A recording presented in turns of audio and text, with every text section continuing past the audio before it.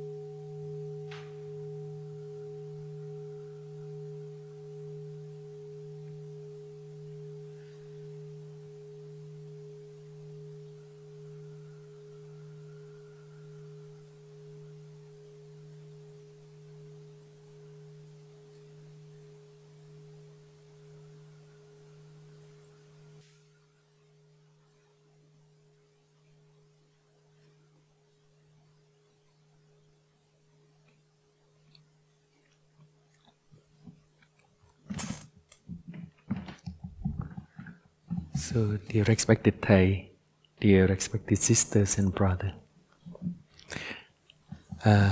again, welcome to our Vesak celebration in EIAB. And there are a number of friends on our online too, Zoom. Có bao nhiêu người online xem á? Có 15 người thôi xem. 55 người, yeah. There are about 55 friends online from other places with us. That's wonderful. Welcome to our friend here in EIB as well as friend online. Thank you very much for coming and being with us for this celebration. Perhaps you all know who the Buddha is, I guess. According to the legend, the Buddha is a prince. He was born around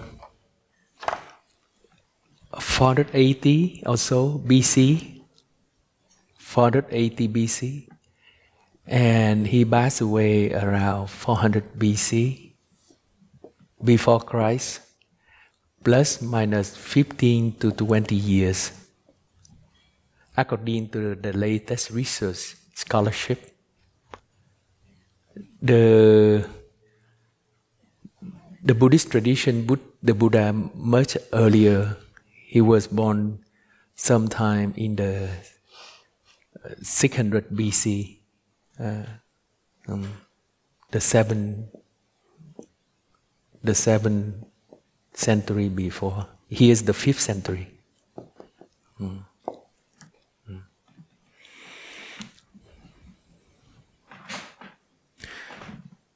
Today we celebrate the life of the Buddha, and perhaps we might ask, what did the Buddha pass on to us?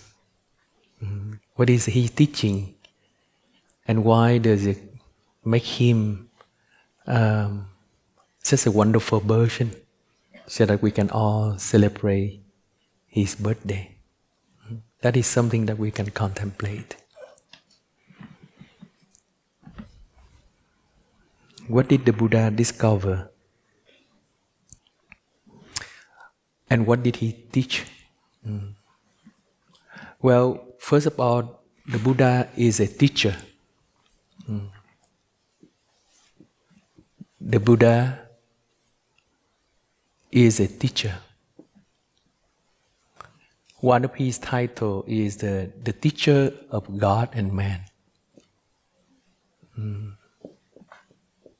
Of God and man.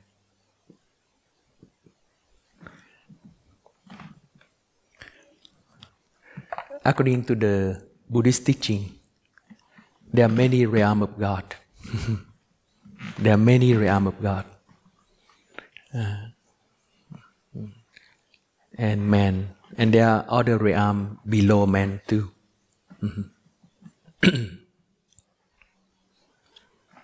Teacher. What does he teach?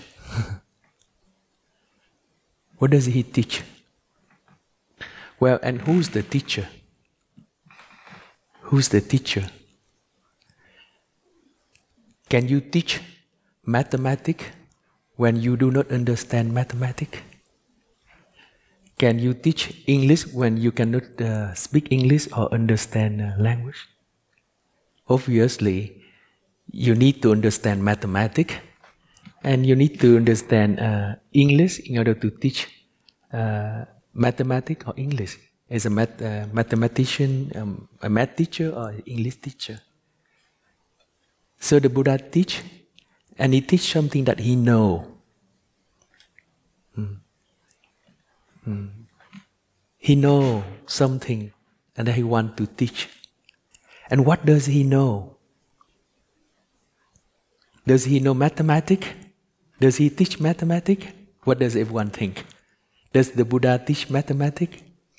Or English or science? The Buddha knows something, and it's called Dharma. That's what he knows.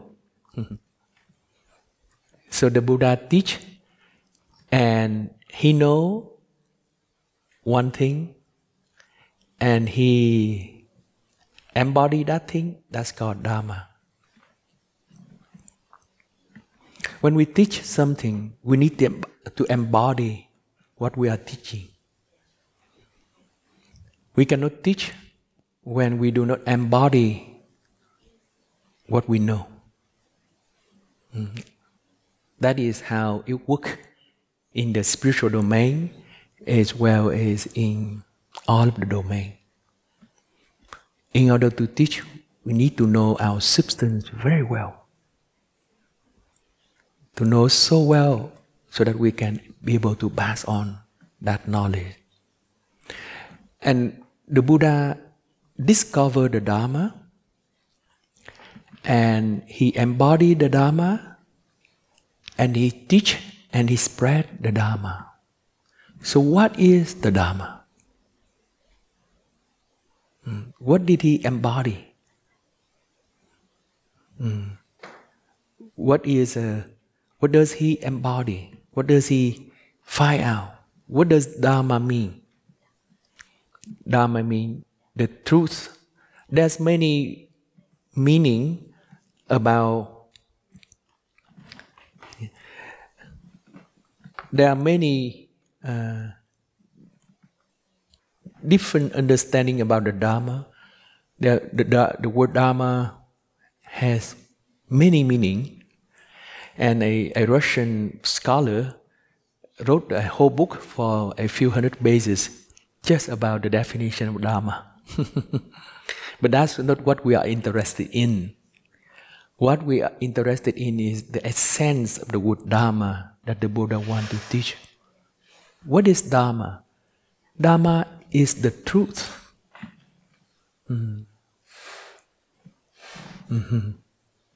The Buddha discovered a particular truth, and he would like to pass it on, that truth. And what is the truth that the Buddha discovered?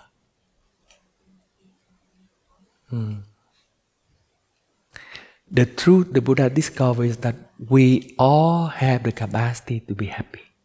Simple. That is the very important truth that the Buddha discovered. That we have the capacity to be happy.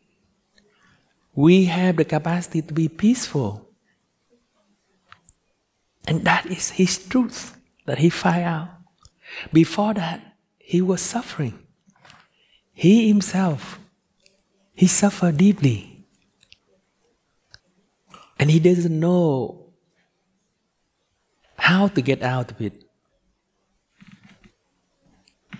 And with his enlightenment, he saw the possibility of getting out of the suffering and to be happy. And his declaration in the morning when he had the enlightenment, according to the legend, that day, after the whole night of practicing, he come to this realization, and he declared that, how strange, all living beings have the wisdom, have the capacity, the virtue of living a happy life. But how pity human being is, or living being is, they continue to allow themselves to go into this cycle of suffering, lifetime after lifetime.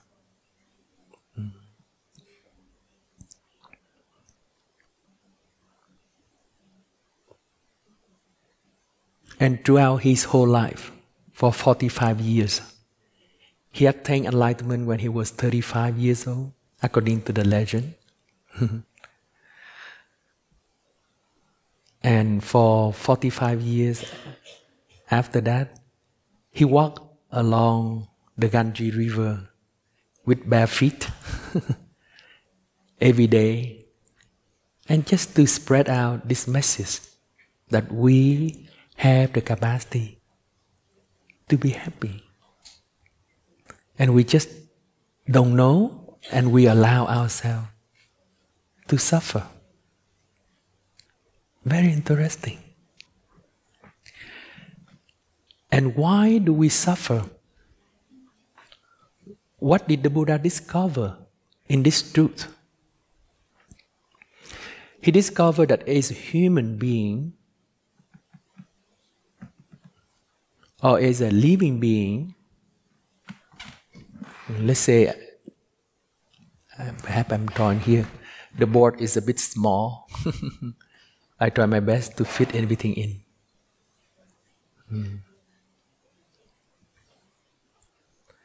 This is a picture of someone paying for sitting meditation with his crossed leg.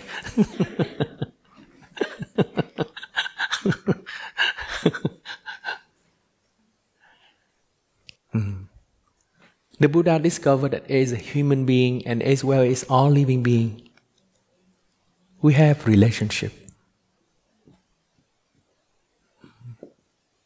Very simple.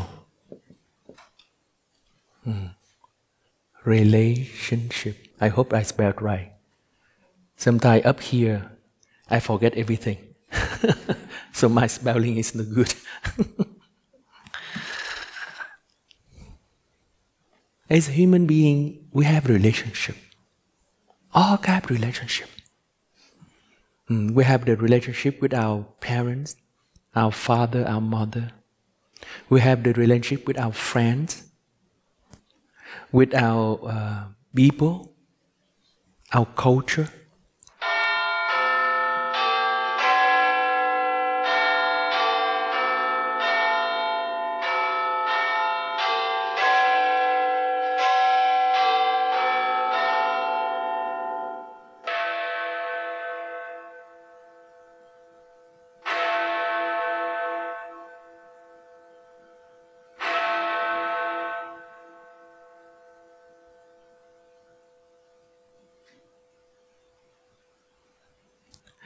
This is called the bell of mindfulness. And when we listen to the bell of mindfulness, we come back to our in breath and out breath. Aware of my in breath, I breathe in. Aware of my out breath, down. Then after some time, feeling my whole body, I breathe in. Relaxing my whole body, I breathe out. And we practice like this, and we have the bell everywhere to remind us to return to the practice.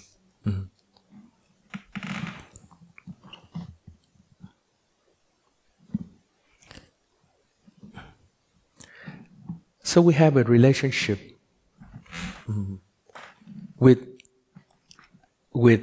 the people around us, and we also have relationship toward ourselves. So there is an external relationship,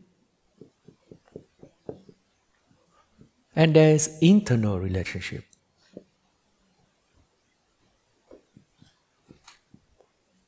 So this is a fact of life. It's a fact of life that we have relationship.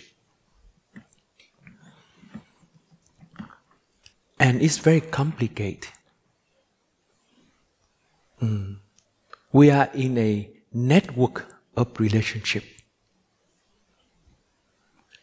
We are in a network of relationship. And if you think deeply about it, then you see that this relationship is very wide, very big, very immense.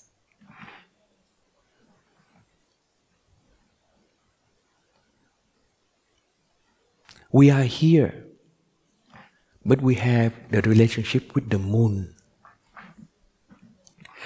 We are here, but we have the relationship with the sun.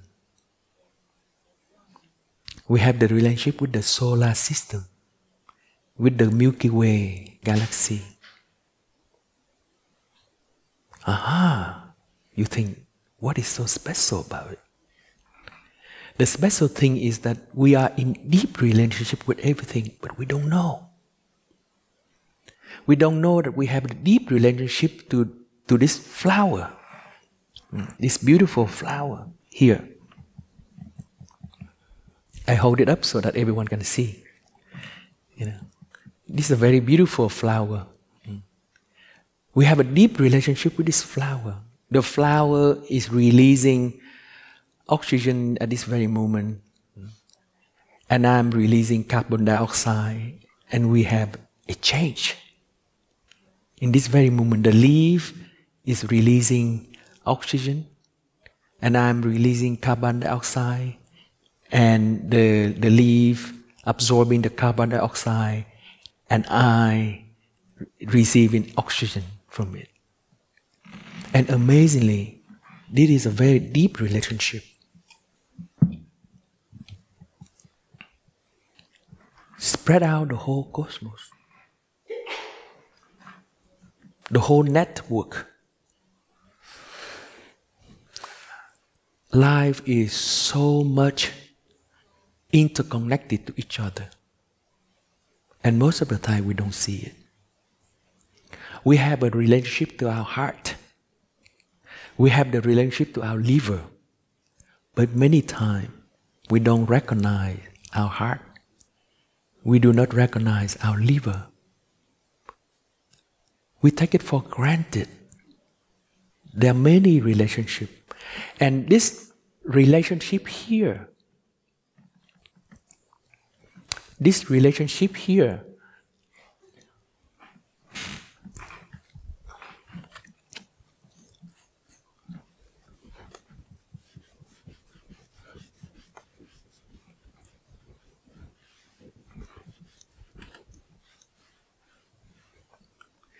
this relationship here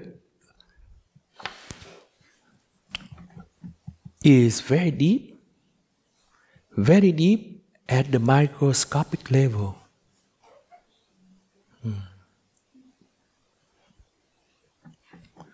We have the relationship with our blood cell, with the oxygen and the hydrogen in our body.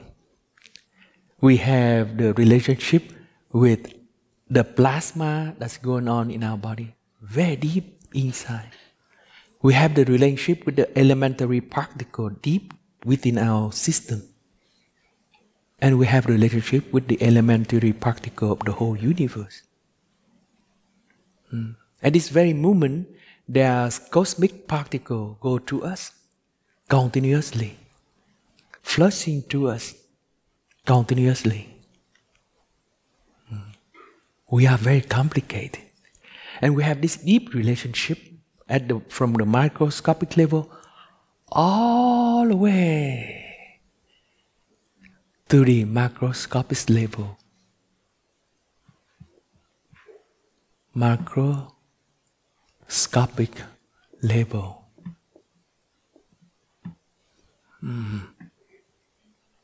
All the way up to the whole galaxy.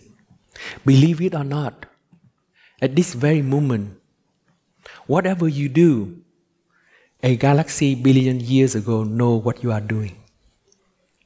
Yes. Very interesting. Amazing, huh? The Buddha, through his meditation, he discovered this network. And someone later on portrayed it very beautifully. This network is called intranet. Intranet.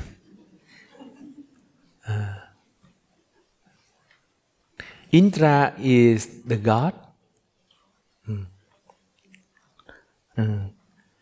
One day he feel a little boring. So he asked an artist to come to his palace. And he said, I give you some money. Perhaps there's some God money. And please design a decoration for my palace. But you know, Indra is a god of the universe. So what is his palace? His palace is spreading out the whole universe, right? Because he's the god of the universe.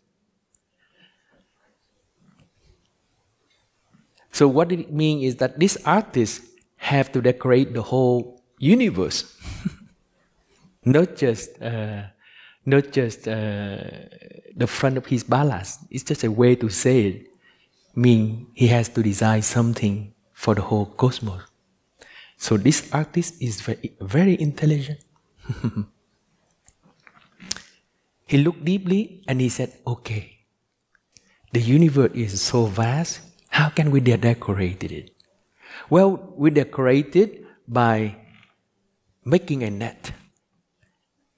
Vast into the whole cosmos. Spreading out in the space in the whole cosmos. And this net is also spread in time. Because time and space are connected. They are not separated. So this net is a net of infinite space and infinite time. Past, present, and future. All together. And in this net, at the eyes of the net,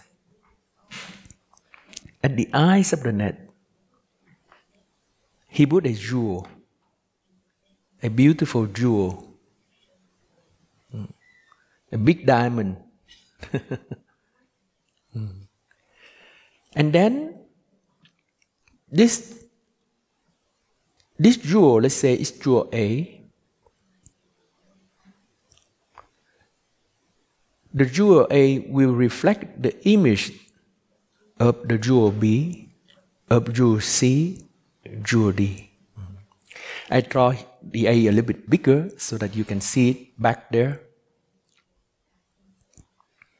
So that is A. So inside the 8, there is the image of B. There is the image of C. There is image of D. But amazingly, inside B, there's image of A. So inside B, there's this image of A. So when B is reflected in A, then inside here, there is also an image of A. You see, it's very complicated. And that's what it means by interconnectedness. What do you mean by interpenetration? What do you mean by inter-embracing? What do you mean inter-sein, inter-be? Complicated. This net reflects the whole cosmos.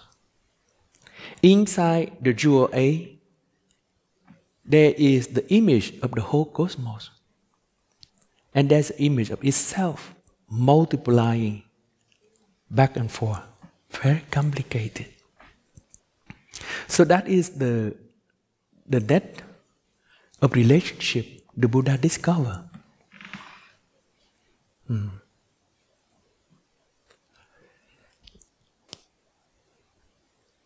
So first is the net. So first we have the universe. So the King Indra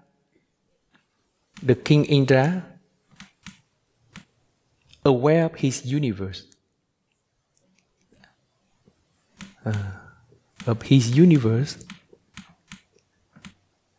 And he wants to decorate it. So he wants to decorate it. To decorate his universe. And the artist come with the intranet.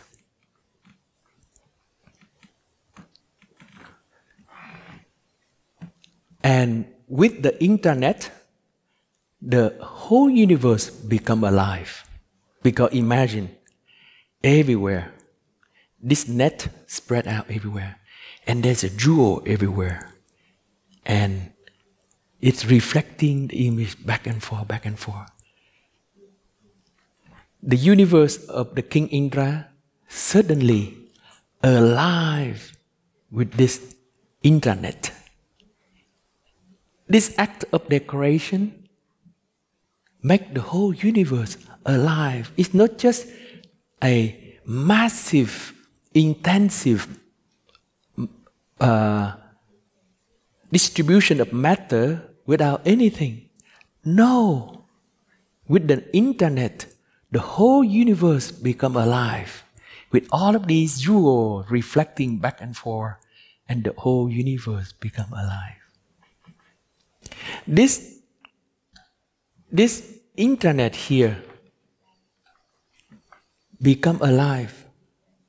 Why does it become alive? It become alive. It make the whole universe. So the internet make the whole universe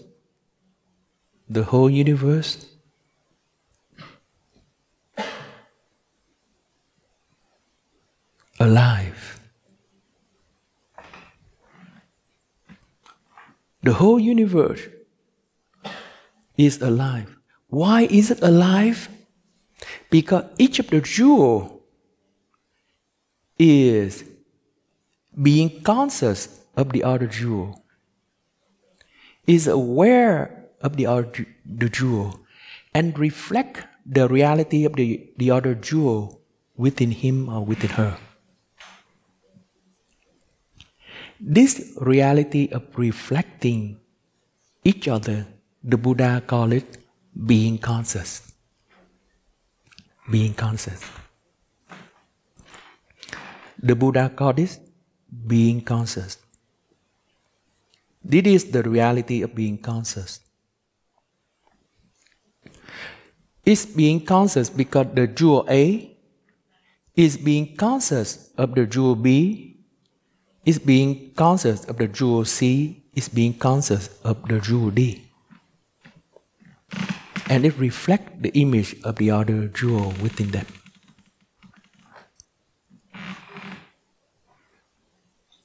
And then, what happened next? With this discovery, when the whole universe is deeply interconnected with each other, become being conscious of each other, then what happened? There's come consciousness. There come consciousness. From this being conscious, there come consciousness. There come consciousness. And the Buddha make this beautiful definition. Consciousness is an act of being conscious.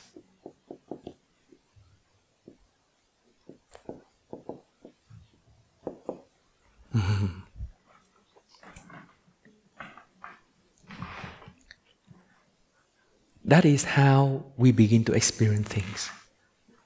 That's how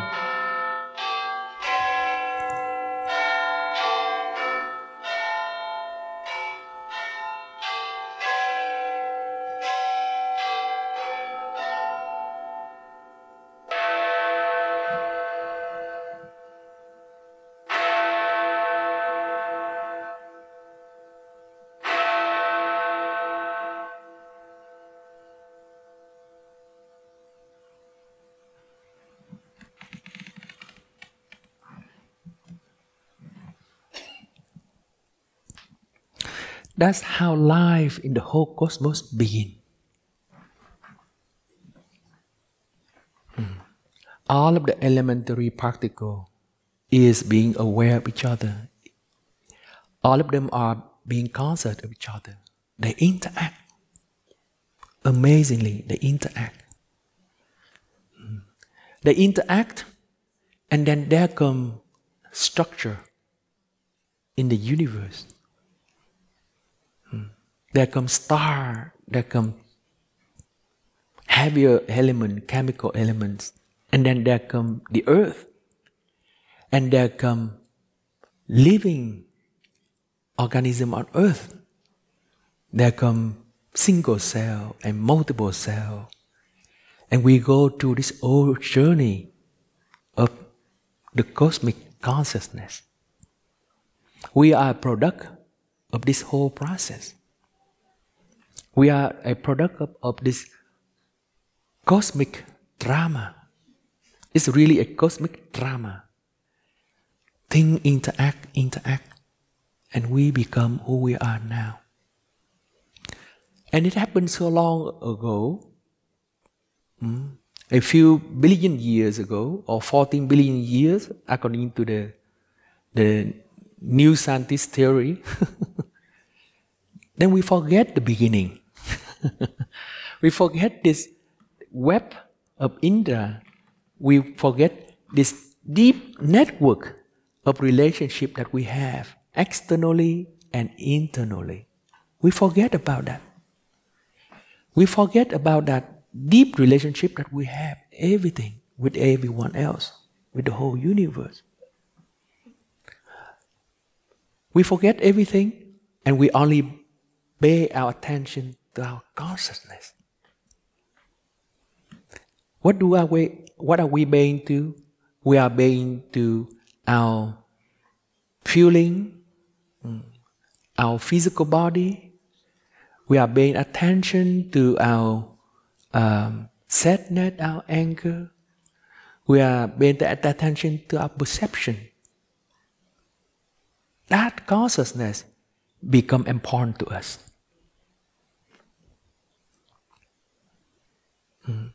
This whole network is not important to us. For example, the war is going on right now in Gaza. We are living here in Germany. Perhaps some of us think, oh, it's so far away, why worry about it? Or the one Ukraine is so far away, why bother? Or the war in Afghanistan. Or China is beginning to invade Taiwan. What does it have to do with us? We are concerning with our job here in Germany. We are concerning with our family, with our sickness, with our sadness, with our anger, our frustration.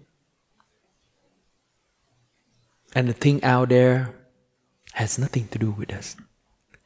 But this is what the Buddha enlightened about. He said, because we forget this whole net, that's why we have the problem. And that is his discovery. that morning. We make ourselves to become so small, so little. We are trapped in our own consciousness. Consciousness is an act of being conscious. The consciousness is everywhere. It spread out the whole cosmos. That's called the cosmic consciousness. The cosmic consciousness. That means one elementary particle is fully aware of another elementary particle, even billion years of light away. At that, and here our earth is fully being conscious of the sun and all the planets in the solar system. If the earth is not being conscious of the sun and all the planets in the whole solar system, then it will not be in its orbit, right? So the earth is being conscious of its friends, the sun, the moon, the Venus, the Mars, and so on. So the cosmic consciousness is everywhere. From the microscopic level to the macroscopic level, there is this consciousness. The consciousness is spread out at all levels. This cosmic consciousness is from the smallest level all the way up to the galaxy level. And I call it the spectrum of consciousness, the whole spectrum of consciousness.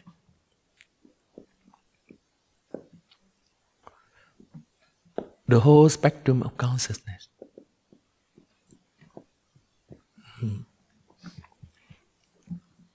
The whole spectrum. But then, what happened? What happened is, as a human being, we have the capacity to store the information and to be able to record information. So in Buddhism, we call it store consciousness. So among this whole spectrum of consciousness, there comes something called store consciousness. Store consciousness. Store consciousness is the consciousness that stores all of the potential of interaction or karmic seed. All karmic seed or potential energy, all potential energy for reproducing an event. For example, our father, sometimes he gets angry. Is there a father who does not get angry? Hopefully. But most of the time, there's one who gets angry. The father gets angry, and what happens? Where he will yell to us, he will scream to us. And then there is a son or a daughter. We receive all of this energy from our father. And it's stored in our star consciousness. It becomes a potential source of energy.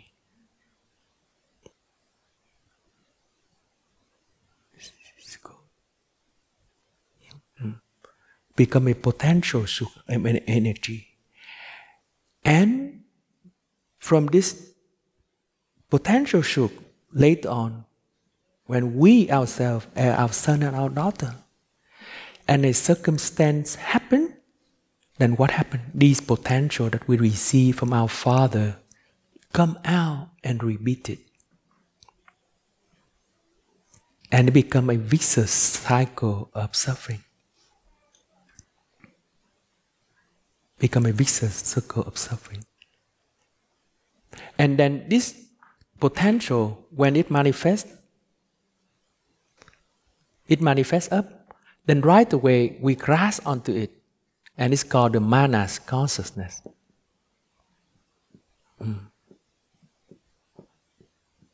The manas consciousness. We believe that it belongs to us. It is us. We believe it is us. And we begin to grasp onto it. Whatever manifests is a kind of truth. It's a truth. And we believe on that truth.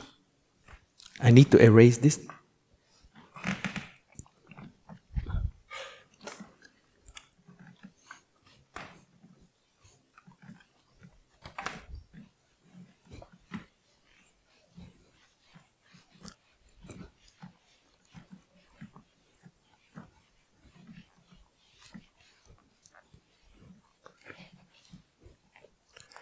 So whatever manifests up from our stored consciousness, we experience it and we define it as the truth.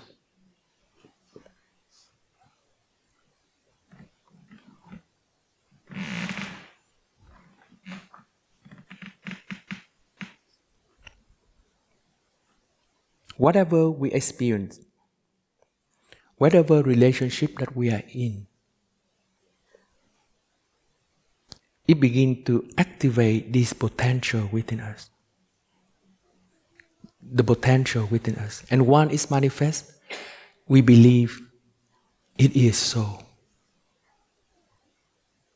It is a truth. We have a perception about things, and we believe that is the absolute truth.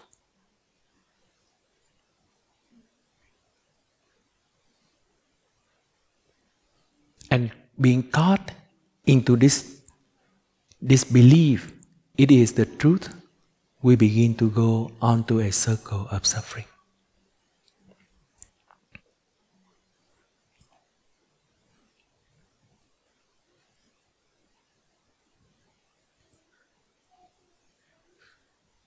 For example, we come back to the example of the father. The father passes on to his son or his daughter this energy of being angry. And then the son and daughter in his relationship with his partner, with his son and daughter, with his colleague. When things begin to happen, this version, the son and daughter, begin to manifest this energy of anger. He or she is fully a victim of this energy that has passed on from the past. Let me draw it here so it's easy. So the father is A.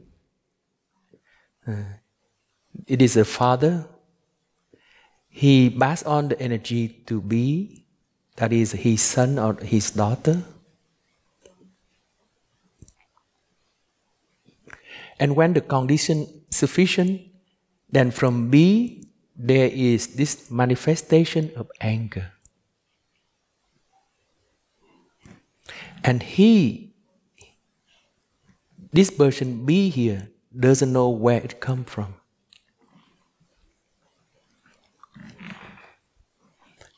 Partially, it's the energy that he received from his father. Partially, it's because of the environment around him or around her. This energy begins to manifest. B become a victim of this whole process of consciousness. The whole process from the beginning of the universe. From the beginning of the universe, it keeps moving, and one day it comes out. And then when it comes out, B is suffering.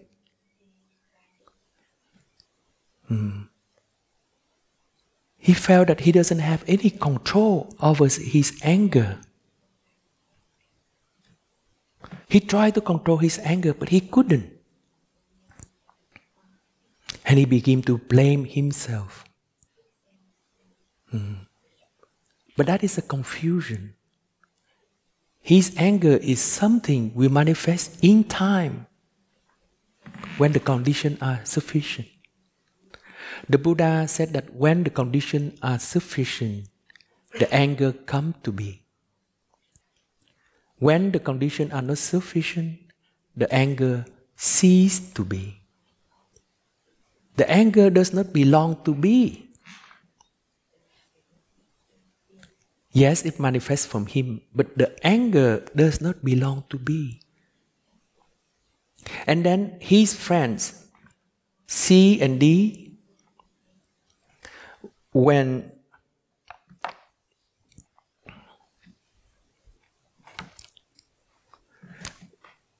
C and D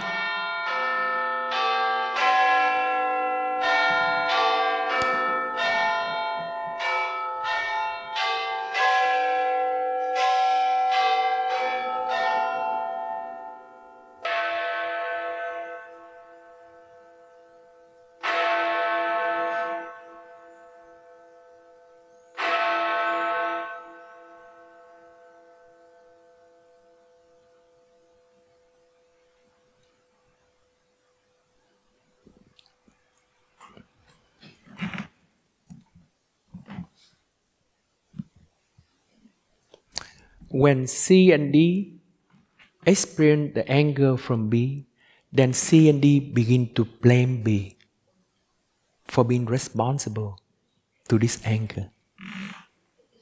And it's just a vicious circle of energy. And this formula, consciousness is an act of being conscious.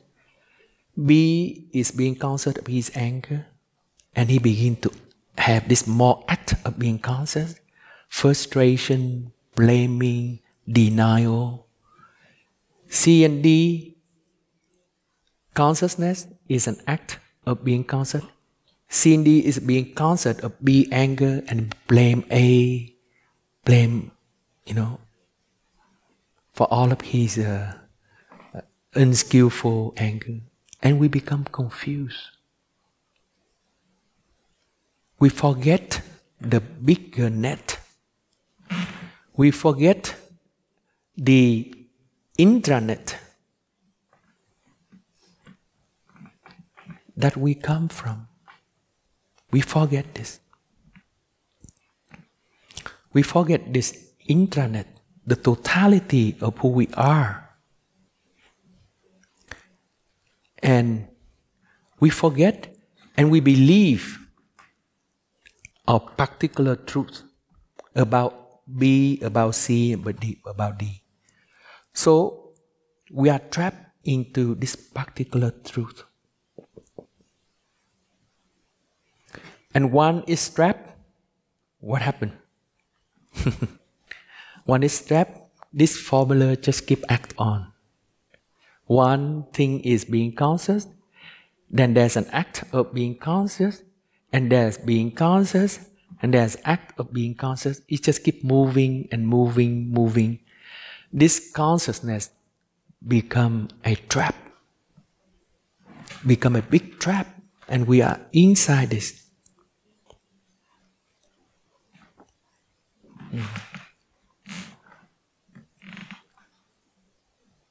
And we make ourselves suffer, and we make the other people suffer. The reason that we suffer is that we forget who we truly are. Who are we truly? At the depth of our being, this is this intranet.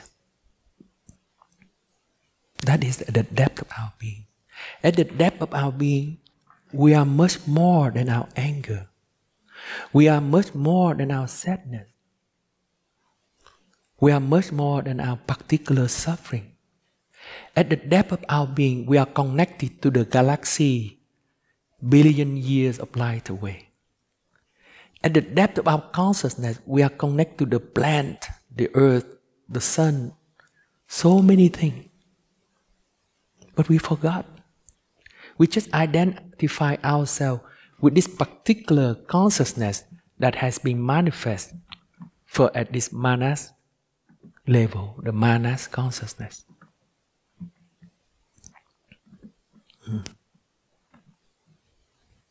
We are trapped.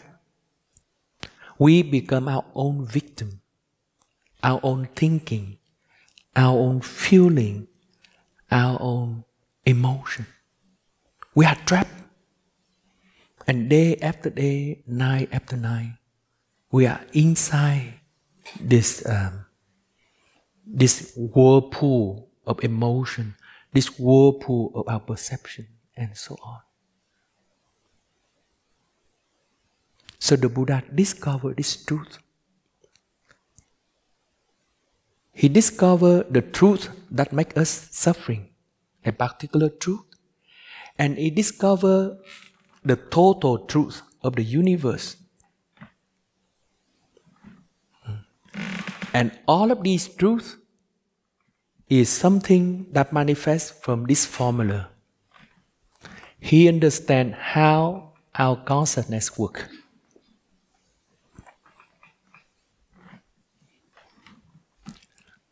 He understands how our feeling come to be, how our emotion come to be, how our perception come to be, how our whole consciousness come to be.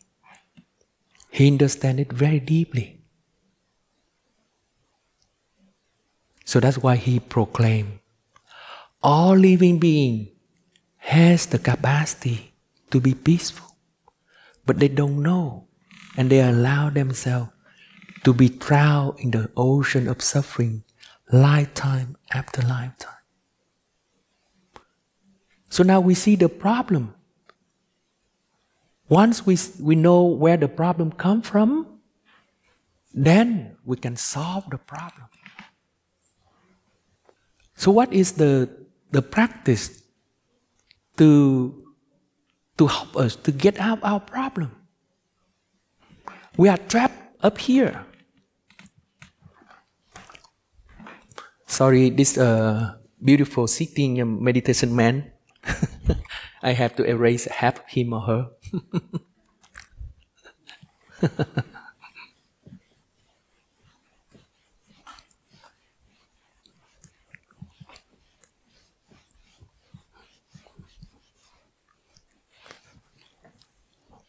From this depth of cosmic consciousness,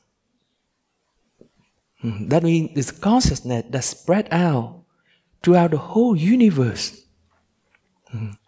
The consciousness become thicker and thicker and thicker and thicker and thicker, and we are trapped here. So what is the practice? When we know that how it comes to be, then the practice is to sink in. To sink down.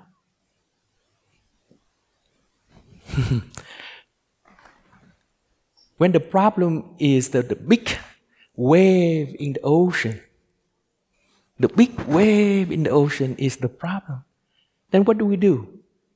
We go down underneath the wave, we go deeper in the ocean, and we go to the ocean floor. Then there's no problem. The storm is at the top of the ocean, at the surface of the ocean. And when we go deep into the floor of the ocean, and there's no problem. So the practice is to sink our energy down. To sink our energy down. The more we sink our energy down, the more we begin to connect with this cosmic consciousness. And that's what the Buddha did in his enlightenment. What does he do? He sit there. He come back to his in-breath and out-breath. He come back to his body and he begin to sink his energy down. Once he sink his energy down, he begin to allow his energy to open up and to connect to the energy of the whole cosmos. Very simple.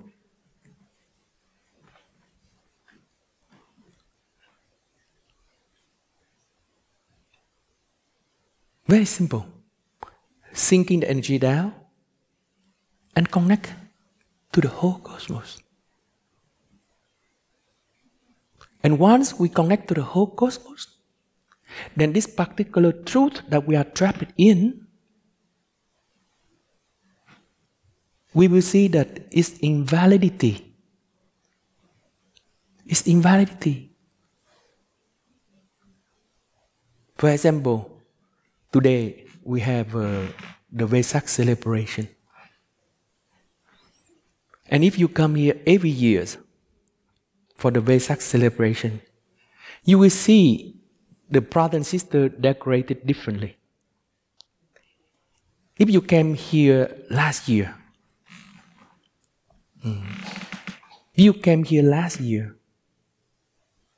then the decoration is different.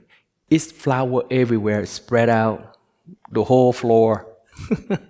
But here, it's very simple, just a few bouquets of flowers.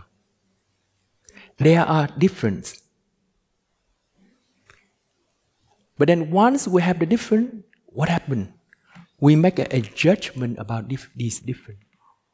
We said, oh, today, this year Vesak celebration is more beautiful than last year. Or the last year Vesak celebration is more beautiful than this year. We begin to put a value of good and bad, more beautiful, less beautiful, and we believe that is the truth. We believe that is a particular truth. And once we have a perception, then this formula kicks in. Consciousness is an act of being conscious. Once we have that idea, then we are trapped. We have all kinds of defense for what we did last year, why we don't do it this year, and so on. But we're sinking in. Yes, that's different. That's all. There's a difference, that's all. Nothing is better than nothing else. The same thing. Who are we? Am I worse than the friend in the front of me? Am I better than the friend in the front of me? No. That is an illusion, a particular truth that we have defined for ourselves. The reality is very equal. And in the fourth jhana, that is the stage of meditation, the Buddha reaching something called equanimity mindfulness. Equanimity mindfulness. Equanimity mindfulness. Equanimity mindfulness means he's being aware of everything, but there's only equanimity. The Buddha see that, and he's fully aware of the beauty of this year decoration, and he's fully aware of the beauty of last year decoration, but there's equanimity. It's okay. This year decoration is another decoration. Last year decoration is another decoration. No better choice or less better choice. They are the manifestation of life. And we are, each one of us is a wonderful manifestation of life. The anger of B here, believe it or not, is a wonderful manifestation of life. And the absolute truth. It is a wonderful manifestation of life because when the conditions are sufficient, things manifest. Nothing else we can do about it. When the conditions are not sufficient, things cease to manifest. For example, like here I hold a pen, right? The pen is in this position because there's a condition, that is my hand holding the pen, right? Now if I let my finger open and see what happens. Very special. There is just one condition that is missing, then the pen fall down. The same thing like in our life. The same thing in our life. Everything will happen when the conditions are sufficient. The best thing that we can do is to practice mindfulness. Learn to be equanimity, learn to be equal in our experience. And from this equanimity mindfulness, we begin to reconstruct this loop. We sink down, and we reach this equanimity of mindfulness.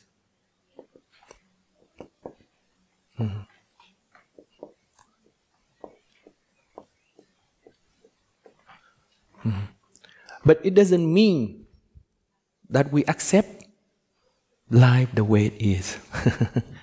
Sinking down to reach this equanimity, but there's a way up.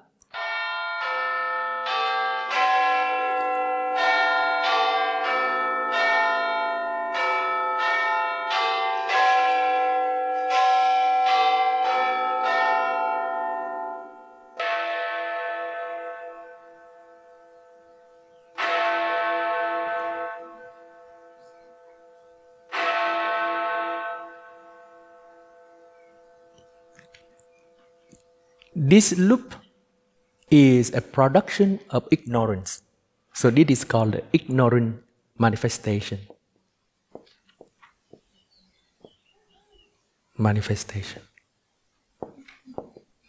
We just don't know.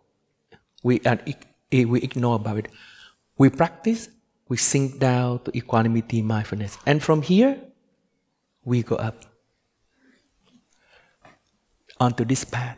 And this path is called the path of enlightenment. The path of being enlightened.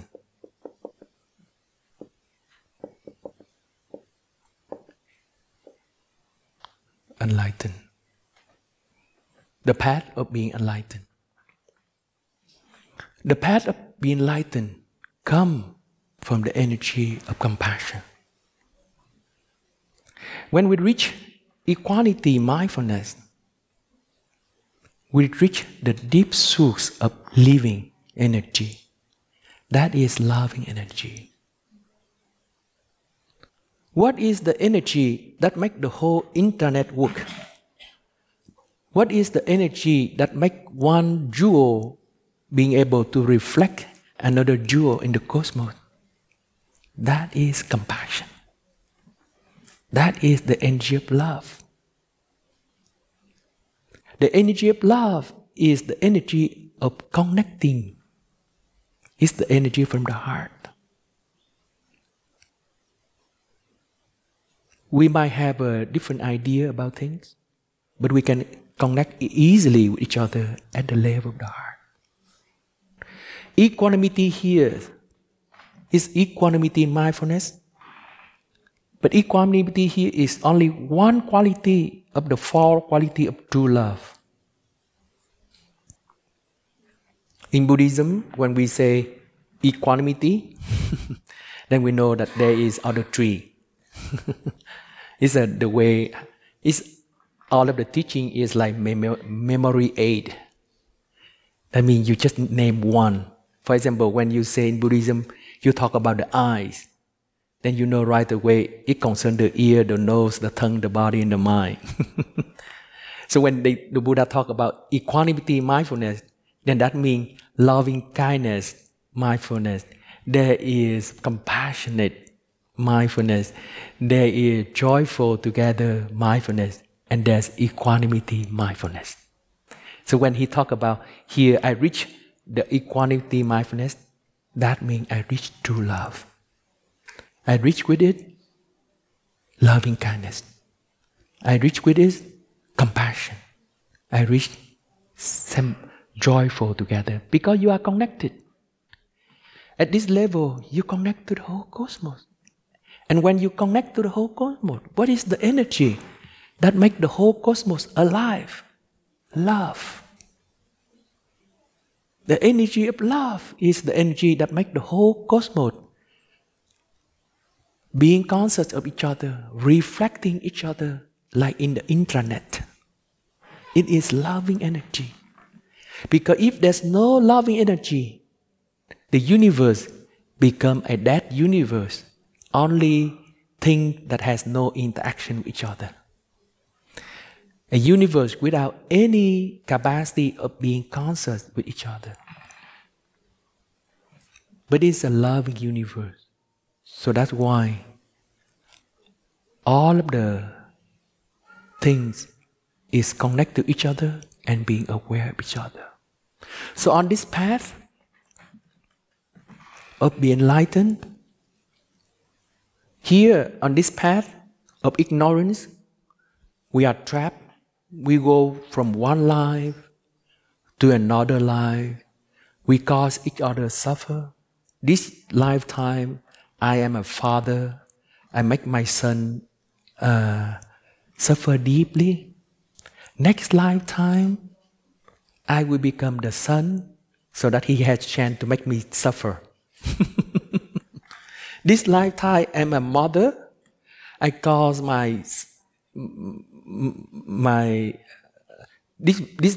this lifetime, I'm a mother. I cause my daughter so suffering so deeply.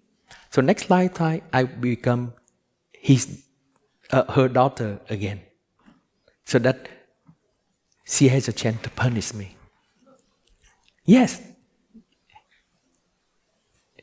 It's the law of the universe. It's the law. The universe has its certain law. Mm-hmm. We cannot avoid the law. Just like when I drop this pen fall down to the floor. There's a law of the universe. You might call it gravitational law, or of Isaac Newton or Albert Einstein. Whatever you can call it. You make a theory of it, but there's a law. The Buddha also discovered a law of the universe. And what is that law? We are all deeply interconnected with each other. Whatever we do will be sent to the universe. And whatever the universe receives, it will give back to us, just like the mirror image of the internet. If you say beautiful word, the beautiful word will come back to you.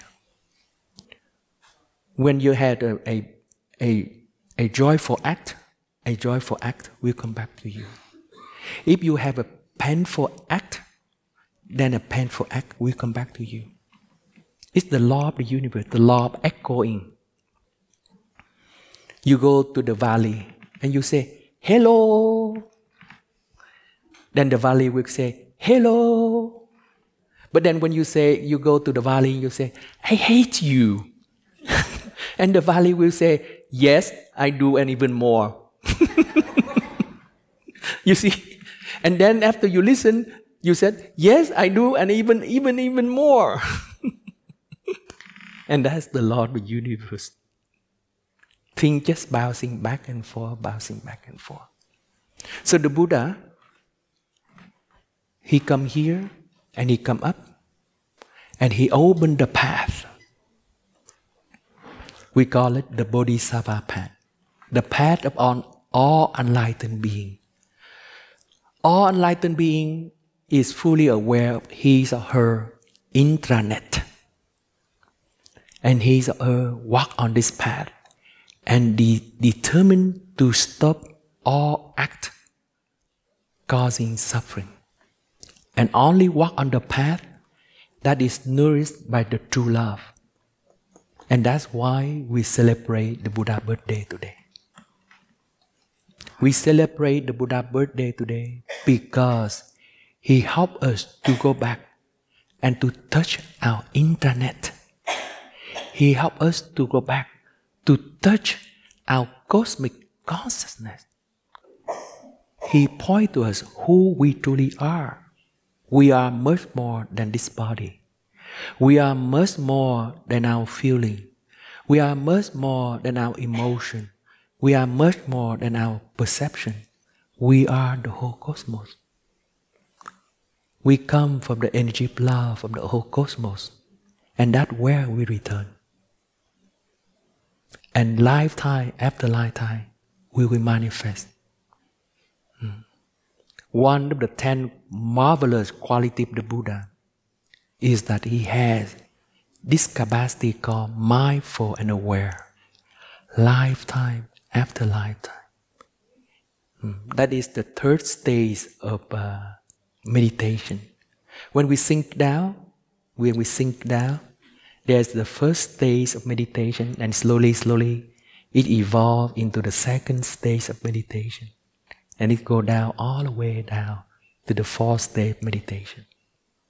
Today, in the meditation, I introduced so that you go from 1 all the way down to 4. To touch your cosmic consciousness. That is the meditation that I offer today. But during this stage, there's a third stage, that is mindful and aware.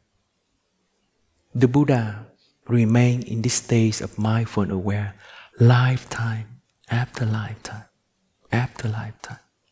Doing mindful and aware, you act as a bodhisattva. Mindful and aware means sensitivity. We learn to be sensitivity to everything. You are sensitive. You are sensitive to the intranet at your deepest layer of being. You learn to be sensitive to your partner. You are learning sensitive to your parents, to your son and your daughter, to the whole people surrounding you, to the city. Here I'm in the city of Vanpur. Then I'm learning to be sensitive to the people here in the city of Vanpur. And then the German people, and then the Europe and the whole cosmos. And when I touch this sensitivity, I allow the energy of love to born from my heart. And that's the purpose of celebrating the Vesak. Allowing the energy of deep love to be born in our heart. So, happy Vesak to everyone. Happy birthday to the Cosmic Buddha. And happy birthday to all of us who come here and to allow the energy of love to open in our heart today. Thank you for coming.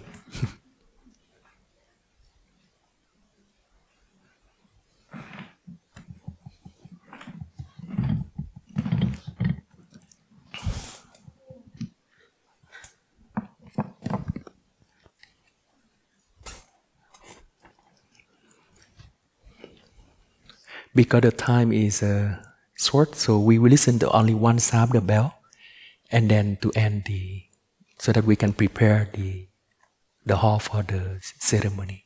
Mình thỉnh một tiếng chuông để mình chuẩn bị lễ.